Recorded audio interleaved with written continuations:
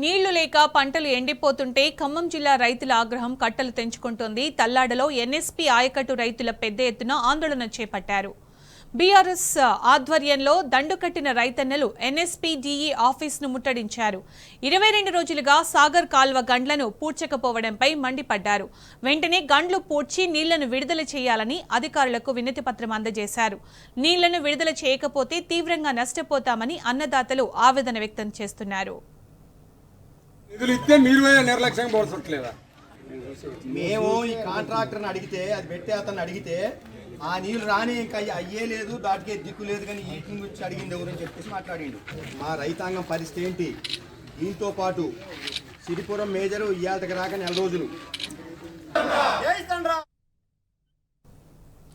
నీళ్లు లేక పంటలు ఎండిపోతుంటే ఖమ్మం జిల్లా రైతుల ఆగ్రహం కట్టలు తెంచుకుంటుంది. తల్లాడలో ఎన్ఎస్పీ ఆయకట్టు రైతులు పెద్ద ఎత్తున ఆందోళన చేపట్టారు. దీనికి సంబంధించిన పూర్తి సమాచారం మా ప్రతినిధి సాంబా అందిస్తారు. సాంబా, రైతులు ఏమంటున్నారు? సాంబా, సునీత, ఎన్ఎస్పీకి సంబంధించినటువంటి ఆయకట్టులో నీరు 22 రోజులుగా నిలిచిపోవడంతో రైతులు ఆందోళన బాట పట్టారు.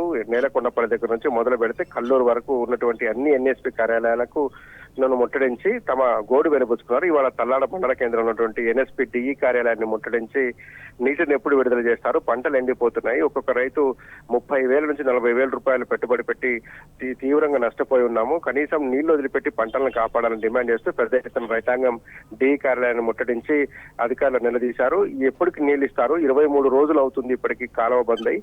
ఎందుకు నీళ్లు లేకపోతున్నారు? చిన్న గండిని కూడా పూడ్చడం కోసం 3 మంత్రులు, ఒక ఇరిగేషన్ శాఖ మంత్రి ఎన్ఎస్పీ ఆయకట్టు పరిధిలోనే ఉన్నప్పటికీ కూడా ఒక చిన్న గండిని పూడ్చేంటి టెక్నాలజీ లేదా అంటూ అధికారులు నిలదీశారు.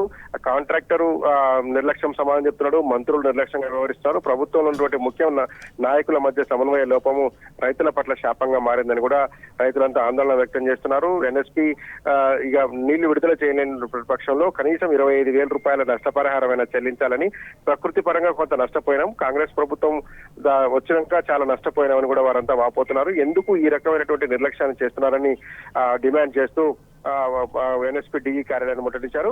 వినతి పత్రాలను సమర్పించారు. ఇవాళ లేదా రేపు నీళ్లు విడుదల చేయాలని చెప్తున్నారు. విడుదల చేయలేనటువంటి పక్షంలో మొత్తం 3 లక్షల ఎకరాలు, 2,50,000 నుంచి 3 లక్షల ఎకరాలు మొత్తం కూడా ఎండిపోయేటువంటి ప్రమాదం ఉంటుంది. కాబట్టి ప్రభుత్వమే తమను ఆదుకోవాలని కూడా రైతులు డిమాండ్ చేస్తున్నారు. Sunitha. Right Samba, thank you.